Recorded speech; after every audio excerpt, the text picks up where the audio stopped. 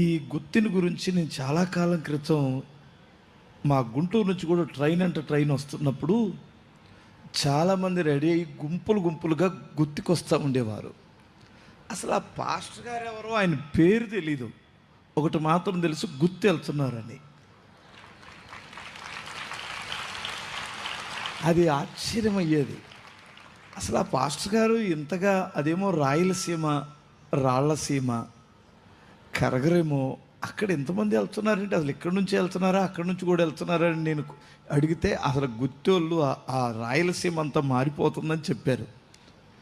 ఇక్కడికి వచ్చిన తర్వాత ఆ మార్పుకి కారణం ఏమిటో దైవజనుడిని ముఖాముఖిగా 1S2లో చూసాము, కానీ అంతగా ఏం మాట్లాడుకోలేకపోయాం.